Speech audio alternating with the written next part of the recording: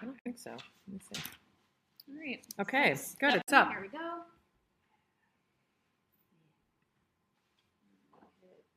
Okay. Hello. My name is Mel Robbins. Welcome to Mindset Reset Day 3.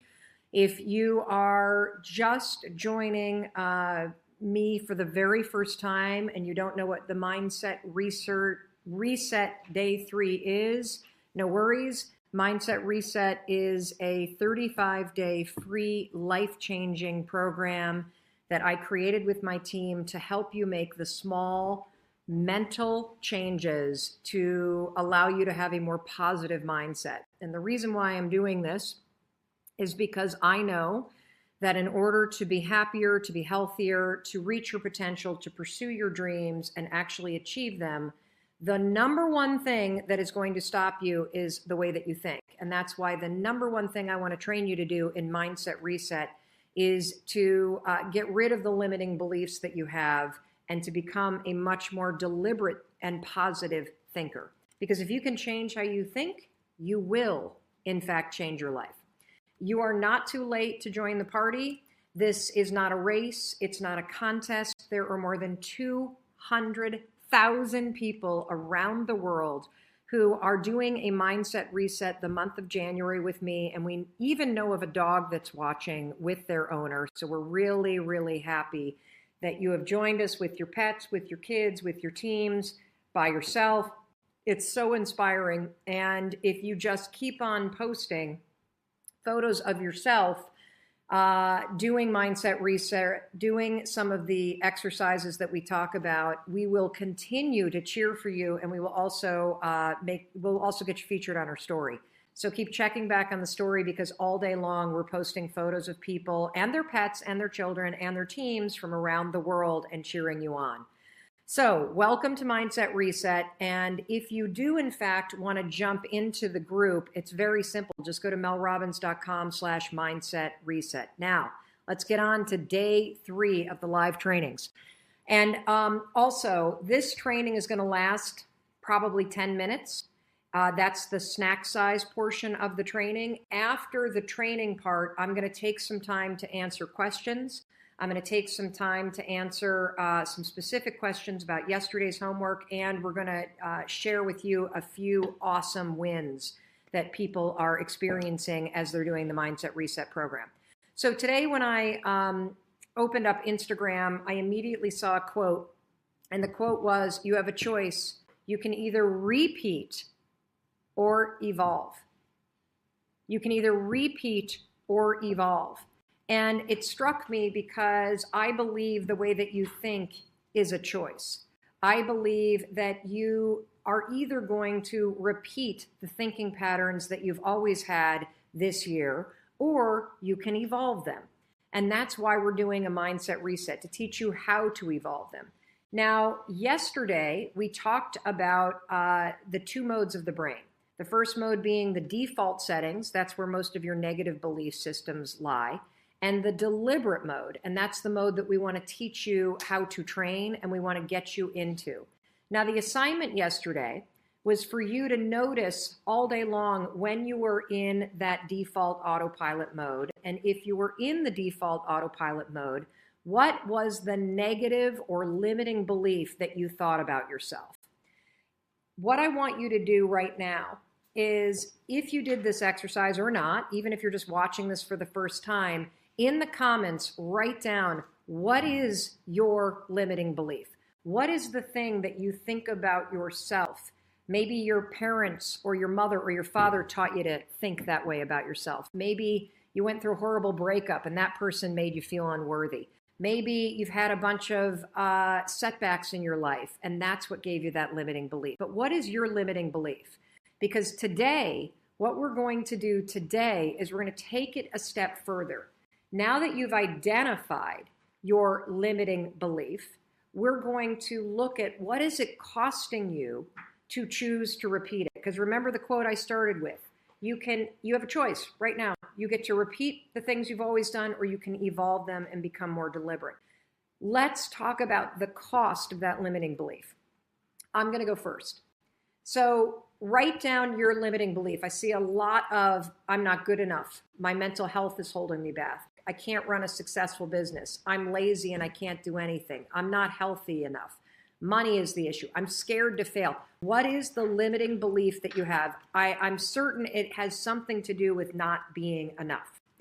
Once you've written that down, you're afraid of failure. You don't deserve success, all that kind of stuff. I don't know how to start. These are excellent. You're doing an excellent job. The first step to moving from that default into getting deliberate is actually seeing it. So seeing it is fantastic because now we can start to understand that, whoa, this got programmed in. It's my default mode. I want to get rid of it. How do we get rid of it? Well, let's first identify why you want to. Let's take a hard look at the cost of having this limiting belief. So in order to figure out the cost of having the limiting belief, what's my limiting belief? That I'm not a good person. That's my limiting belief. That I am not a good person. That you don't think I'm a good person. That I don't think I'm a good person. And here's what you're going to do in order to identify the cost, okay? You're going to ask yourself 3 questions, and they're very simple. What is this limiting belief in my case that I'm not a good person? What does it cost me in my past to think this way? What is it costing me in this present moment to think that I'm not a good person? And here's the kicker. If I don't evolve this, if I don't get deliberate, what is it going to cost me in the future to continue to think that I'm not a good person? So in the past, thinking that I'm not a good person, it did a bunch of things. First of all, it made me very sad. Secondly, it made me a liar because I assumed that I wasn't good enough and I'm not a good person, so I got to pretend to be somebody else. It also made me cheat on people because I didn't think I deserved love. And it also, by believing that I wasn't a good person, it somehow justified the bad behavior. I mean, if I'm a bad person, then I do bad things, right? What does it cost me in the present to believe that I'm not a good person? Well, it costs me a lot of joy. It costs me connection in friendships because I'm constantly questioning whether or not people actually like me for me. It makes me second guess myself and whether or not I deserve the success. And what does it cost me in the future? It's going to cost me everything. If I continue to repeat this pattern and I continue to allow myself to default to believing that I'm not a good person, I will never be fully happy. I will never be fully present. I probably will not be successful when we launch this new daytime talk show in the fall. And so I got a choice to make, and I want to get rid of this because I can see what allowing myself to believe that I'm not a good person is costing me. This exercise of identifying your limiting belief and then seeing what it's cost you in your past, your present, and your future is so important for you to do that I want to give you another example. So to really, really drive it home, okay? And so I want to bring in my husband. Why don't you scoot on this? I don't know if you can lean in on that. He should sit on this chair. I'm going to bring in my husband, Christopher Robbins. Yes, if you've ever been a fan of Winnie the Pooh, his name is Christopher Robbins. And Chris is going to go through this exercise too. And I think it's important for we're sharing a chair here, and so we're like really close. I think it's important for you guys to know that Chris is one of the partners in our media company. He's our CFO, and he's also the founder of a men's retreat called Soul Degree. And he's a yoga instructor and president of the Booster Club. So this is a guy that's like really accomplished and super amazing. So with that context, founder of Soul Degree, what's your limiting belief? Well, of course, it would be appropriate that I think forever it's just been that I'm not good enough, I think that's it, succinctly, that I'm not living up. And certainly in the past, it's been all around the decisions I've made career-wise, never thinking that I was in fact good enough, which just took away from, I suppose, all the joy that I could have had. Were you really sad when you were little? Yeah, I think I was just down and out, probably feeling alone, and like the decisions I had made along the path were not the right ones, and then that subsequently not performing, and or at least not performing to my own expectation. So how has not feeling good enough? I can see how it would make you feel sad, especially, there's so much pressure on men to succeed, feeling like you weren't good enough in your career, blah, blah, blah. Even ski racing, because you grew up as a kid ski racing. How did feeling not good enough impact the way you raced? I probably just could have skied a lot better than even I did, because I was constantly thinking it wasn't good enough. And now what about in the present? What is the default belief that you're not good? Is it like, how is it still in your life in this moment? Because here's the thing about a limiting belief, guys, is that everybody will look at you on the outside and they'll be convinced you don't have it. They'll be shocked that you believe that about yourself.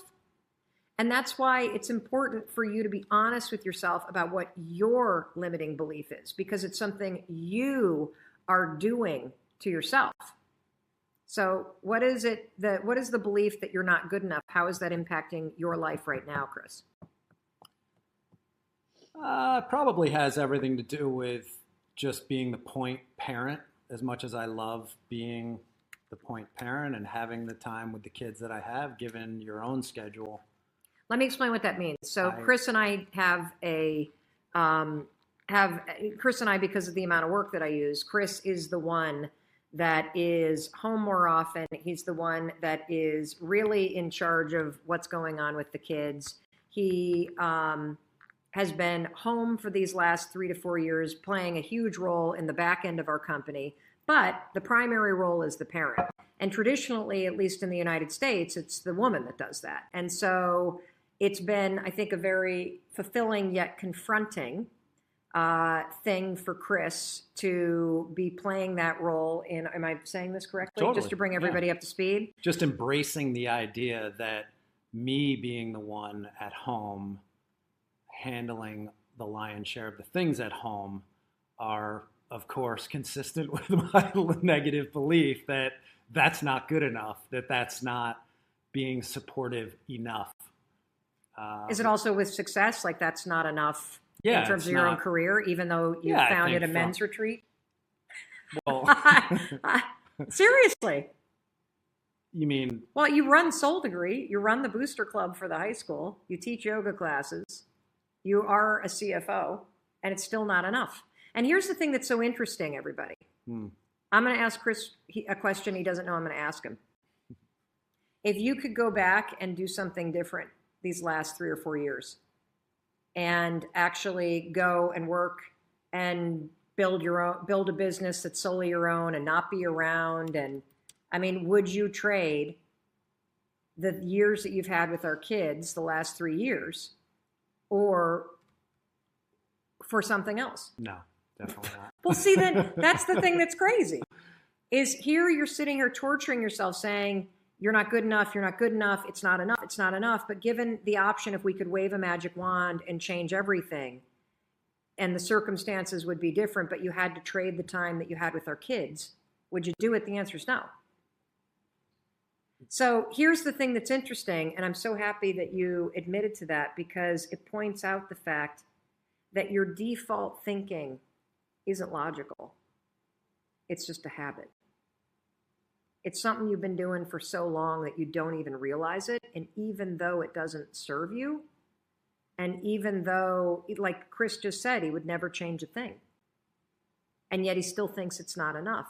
That to me means that there is some automation here that's going on in your brain where it's set on default. Oh, I got to just think I'm not enough. I got to think I'm not enough. I got to think I'm not enough. You know? Well, here's the bigger question. If you allow this default mode to stay programmed in your brain, how is that going to impact your future? Particularly if you think about things like your aspirations for Soul Degree, the men's retreat that you run.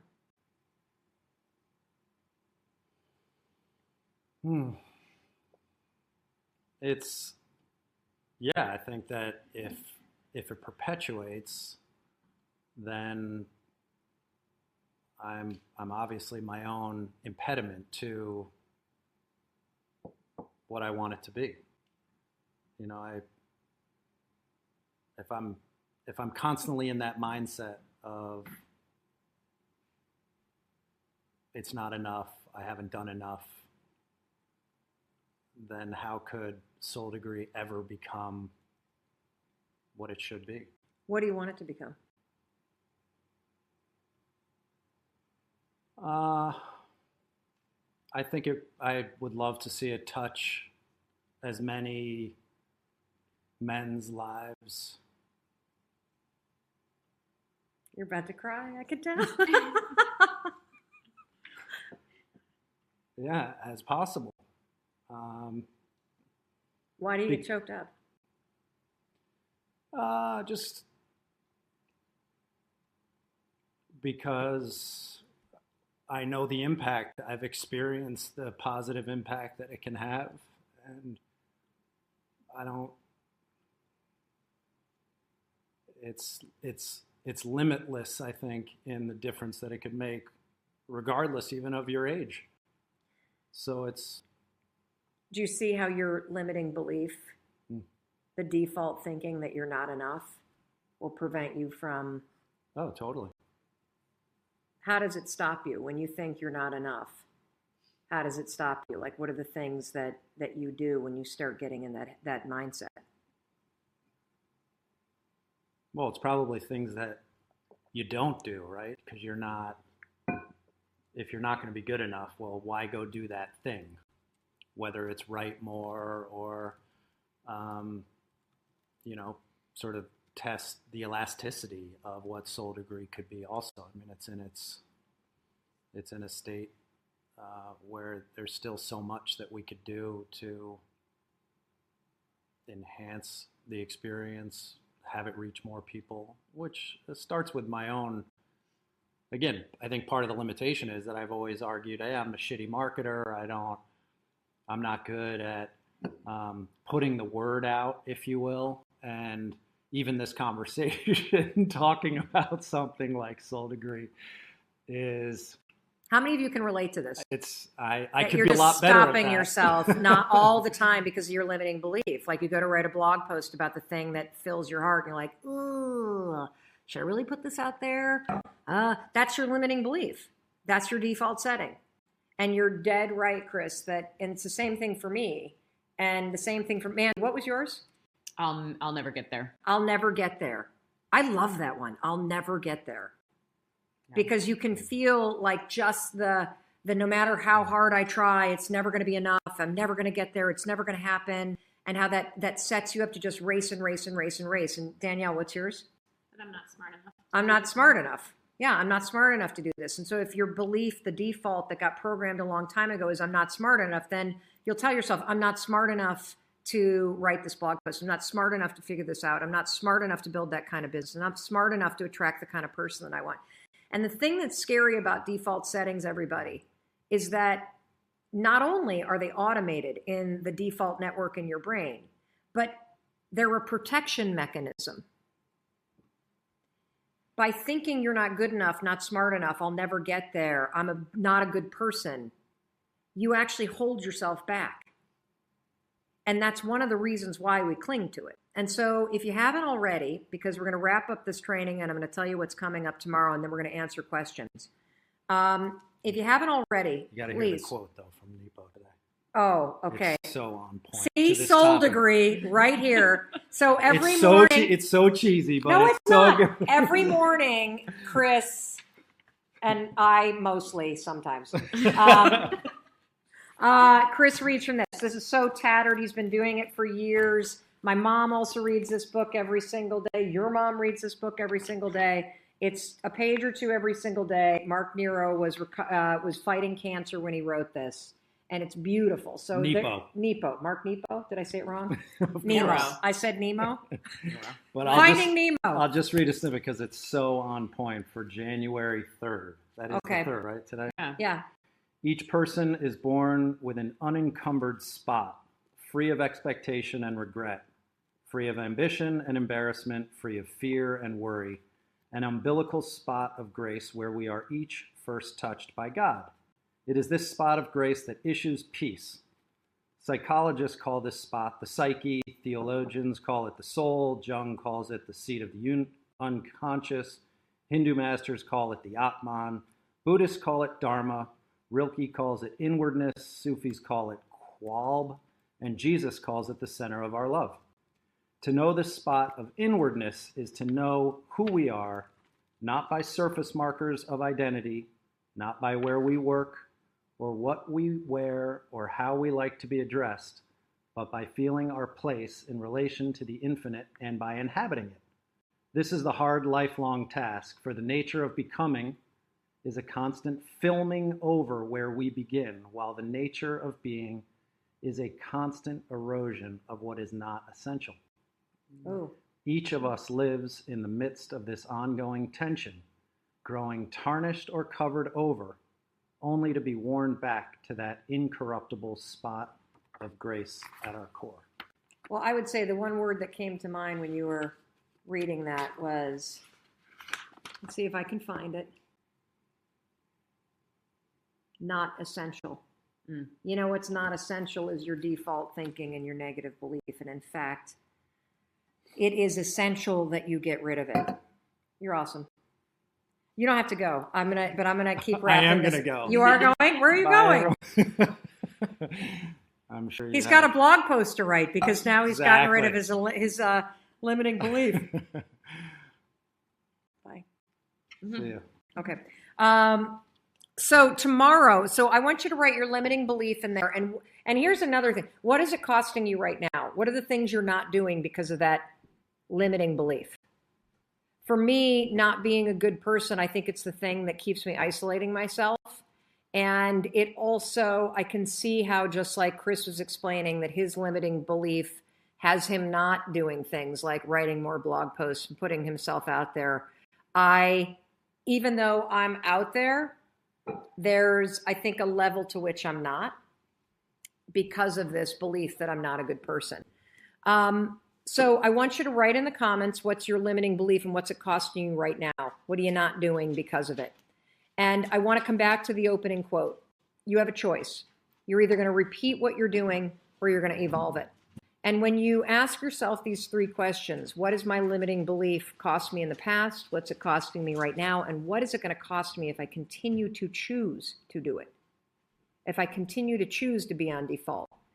Hopefully getting in touch with that will help you, give you, motivate you, push you to choose to be deliberate in what you're thinking next. Because tomorrow what we're going to be talking about is how do you create a deliberate belief, one that you don't believe yet.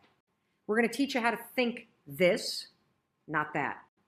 Because it's essential that you have something to go to for when you catch yourself going to that default. So trust me when I tell you, tomorrow we are going to take you from the, oh my God, I need to stop doing this, and into the mode of, okay, I got this. I can think this, not that.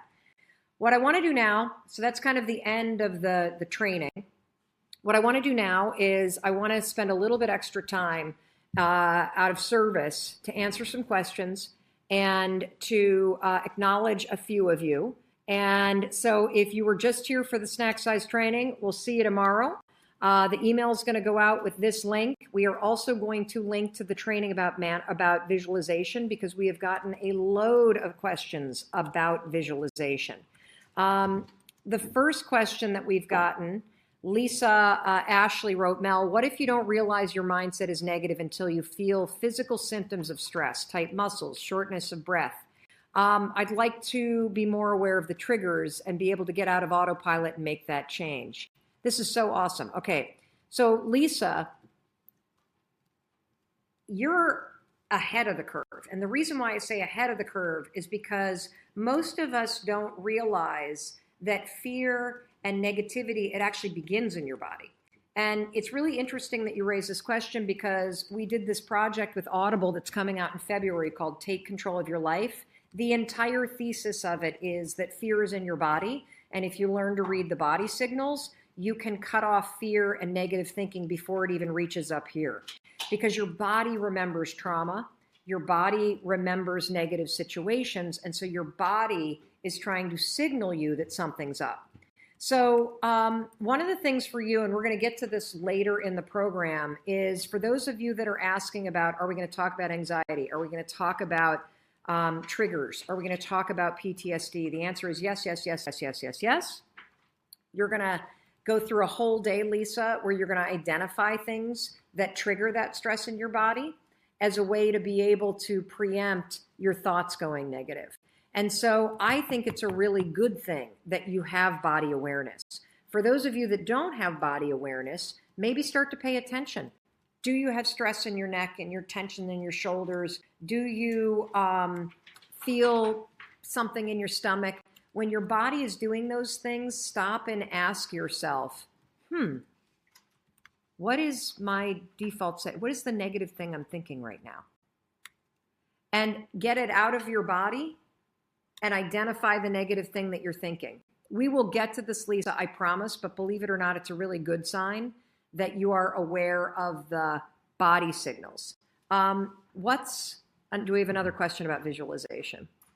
I got one. Okay, good. Or anything else that's come up in the comments, Mandy, that you want to throw at me? Because I think a lot of people are really struggling with the limiting belief thing. Go ahead. Lindsay Haas. Lindsay, yes? Is it normal to not be able to visualize or have a really hard time doing it? Is it normal to not be able to visualize? I think that everything is normal. Truly. Because there's no right way to do life, okay? If you're having a difficult time visualizing a positive future, you're not alone, and there's nothing wrong with you, okay? There's just some work to do, and it's work that you're capable of doing. One thing that you could do if you sit and you think about your dreams, and then you go and you close your eyes and you try to visualize yourself walking into that house that you've always dreamt of, or being in the relationship you've always dreamt of, or looking at your bank account and seeing the savings you've always dreamt of, and you just can't see it. Okay, no problem. You've got some default settings that have really settled in. We can still reprogram and reset your mindset, okay? We can still teach you to be deliberate. It's going to take time, just like everything, but we're going to do it in micro steps. One thing that we could try is, let's try the power of objectivity, Lindsay. What I want you to do, if you can't visualize something positive for yourself, pick somebody that you love and visualize the thing that you want for yourself for them. So visualize your mom in that scenario. Visualize your friend in that scenario. Visualize one of your kids in that scenario. Visualize me in that scenario. And so when you see me walking into your dream house, or walking into that job and quitting it, and walking into that new yoga space because you're building your own studio, and you visualize me and you start to feel happy for me, then I want you to visualize me turning and going, Lindsay, you're next. You're doing this too, and you're doing it with me. Use me as the foil to get you to start to train yourself to visualize positive things, and allow me to coach you in your vision and say, you're coming with me. I'm going to be here with you the whole step, okay? Because the power of objectivity works very, very well in lots of other research for decision making, and so I suspect that it will work for visualization too. Mandy, got another one? I'm looking for limiting belief stuff, but it seems that somebody just asked me, what if I can't identify a limiting belief? Oh, see, I've got a lot of good ones in here. I haven't. Is that on Instagram? Somebody just asked me, what if I can't identify a limiting belief? Then here's what I would say. Oh, paused. I'm going to wait to answer this question because I want to make sure that you hear this. What do you do if you cannot identify the limiting belief? Let's go and look at your actions first. Okay, so we're going to work backwards from your actions. If you think about your goals and you think about the things that you need to do, the actions you need to take in order to make your goals a reality. So if your goal is to be healthier and you know that you need to eat better and you need to exercise, but you're not doing it, let's go and look at the excuses. Why aren't you doing it? Yeah, maybe you say you're lazy. Maybe you say you're tired. Maybe you say that you don't have time. But underneath the I don't have time and I am lazy is something else. And it's probably that you think you don't deserve it, or you think that you're not good enough to be healthy, or you think that you're not lovable or worthy of it. So if you have trouble looking at your limiting beliefs, look first at the things that you're not doing. I'm not writing blog posts even though I want to build this business. I'm not working on my website even though I want to build this business. Why? What's the excuse? And then if you go a step beneath the excuse, I'm too tired, I don't have time, I don't know how, what is really the belief you have about yourself that's keeping you from pushing yourself to greatness? You got it? What is that? Because if you go there, I think you'll start to see a theme. All right. Anything else? You have another one you want me to ask? I feel like one that I've gotten from a couple. Okay, people, good. Yeah. And they've just been saying, "What the hell is wrong with all of us?" What do you mean? What the thinking hell's wrong this with way. all of us for thinking us this Yeah, way? for thinking these things. What's wrong with all of us? Okay, first of all, there's nothing wrong with you. Here's my theory, okay? Here's my theory as to how it is that we all got stuck with a negative default network in terms of our limiting beliefs. Human beings require other human beings to take care of them in order to survive. You cannot be born, pop out of the womb, and just make it on your own.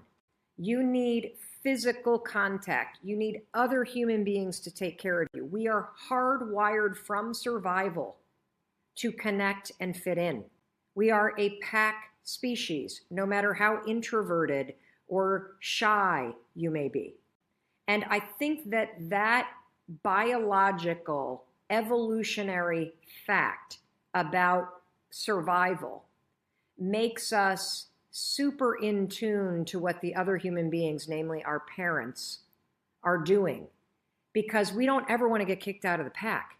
That would mean we're in trouble from a survival instinct.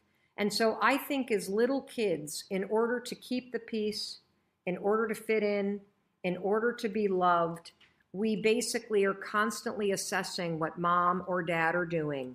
And then we are judging ourselves and coming up with strategies to survive. So you might have had a parent that was emotionally abusive. You might have had a parent that was an alcoholic. You might have had a mom who was awesome but stressed, and you were on edge. And so whenever your mom got upset, you started to think something's wrong with me. Whenever your parents fought, you thought something's wrong with me. Whenever your mom got upset with you, you started to get worried that you were doing something wrong. And so instead of, as a 6-year-old, 5-year-old, you don't have the intellectual capacity at that point to go, wow, mom's stressed out. Must be something at work. We all go, something's wrong with me. And so we start to, not because our parents are doing it intentionally, but based on the fact that we need other human beings to take care of us. We need to be connected to a pack. We need to be connected to somebody, our parents, namely. You start to internalize negative messaging as a kid. I'm not worthy. You know, if mom would love me, she'd treat me differently. My dad wouldn't yell at me if I were worthy. If only I did something. If I were different, my parents wouldn't fight. If I were different, my dad would be happy. If I were different, my mom wouldn't be so upset. I think that's where they come from. I really do. Do you have anything to add to that? Nope. Andy? That's actually scientifically proven. It's scientifically proven? Yeah, human beings have a need to be seen. And We have a need to be seen. It starts at birth because you either are seen or you die. That's true. Because if your parents are not paying attention to you, you will die. You need to be fed. You need to be protected. You need to be clothed. You can't even walk until you're a year old. Mm-hmm. You can't even crawl or scoot until you're 7, 8 months. You are completely, positively exposed and vulnerable. And so I think all of the default mode that you have is either because somebody in your childhood directly said, you suck, I didn't want you, you're not worthy, or you were directly abused, either emotionally, physically, or sexually, and that left you feeling like you're not good enough or not lovable or not worthy or that people are out to get you. Or you were just trying to fit in. And so you developed ways of thinking in order to not make mom mad. You developed ways of thinking in order to not make dad mad. And that was the default. And here's the thing. It worked when you were little. It worked. That's why you kept doing it. No big deal. It worked. Okay? You made it this far. What did I say the other day? You're the oldest, the wisest, the most experienced you've ever been. Yep. And that means that you have the ability to make a choice at this point to evolve and become more deliberate. The default mode served a purpose when you were little. Now you're an adult, and it's time for you to get deliberate about how you think. And tomorrow, we're going to be talking about how to create a deliberate way of thinking. We're going to teach you how to go from thinking this to thinking that. It's going to change your life, and so make sure that you look out for the email or just check back on YouTube or Facebook, because we do the live trainings, and every single morning, the month of January, and you can just catch them on YouTube or Facebook or Instagram. All right. Yeah. Okay, great. Yeah, go ahead. The only other one that Donna sent me was, how do you help kids identify limiting beliefs? How do you help Early on? kids identify limiting beliefs? Think about it like an inquiry. So remember the coaching that I just gave about identifying the things you're not doing. So ask your kids, what are the things that if they had a little bit more confidence or courage, what would they be doing differently at school? What are some of the things they might try? And then ask them, well, why don't you do it now? What are the things that you think about yourself that make you think that you're not capable of that? You can kind of dig it that way. And, you know, I think just asking a lot of questions and doing a lot of listening. You probably know what your kids' limiting beliefs are. I mean, I know I would like to just crawl inside the heads of Oakley, Kendall, and Sawyer and take a bar of soap and just scrub it right out of there and clean out their thoughts so that that negativity, that questioning, that anxiety, that's so part of being a teenager, isn't it? Because biologically, evolutionary standpoint, when you're a teenager, you go through a process of separating from your family. And guess what pack is the most intense and important pack in your life? It's your peer group. This is also proven by science. And so you go from 0 to 13, making sure that you fit in with your parents and you're not upsetting them, to now, oh my God, my peers are life and death for me, and I got to fit in with them. And so then you come up with a whole nother default way of thinking in order to survive that. Well, I'm here to tell you, it's time to get deliberate. You're an adult. It's time to take control of how you think. If you're a kid who's watching this, you can get deliberate too. You can decide what you want to think about yourself. You can decide who you're going to hang out with so that you feel good about yourself. And when you start realizing that you can be in control of the way that you talk to yourself, your life is going to change. All right. In case nobody else tells you today, let me be the one to tell you that I love you. I believe in your ability to change your life for the better and be a little bit happier, making small decisions every single day. And continue to post your photos with your Mindset Reset guide.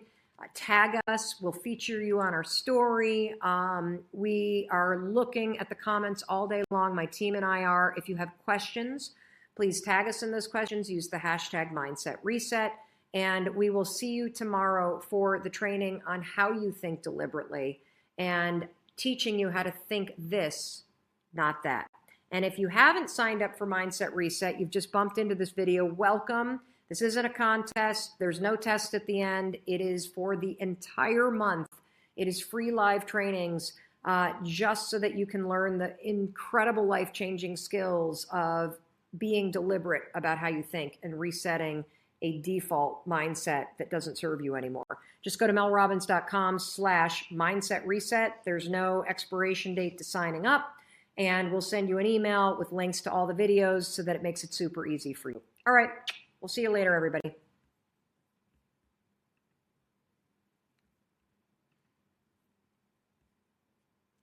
You sure want to end your broadcast?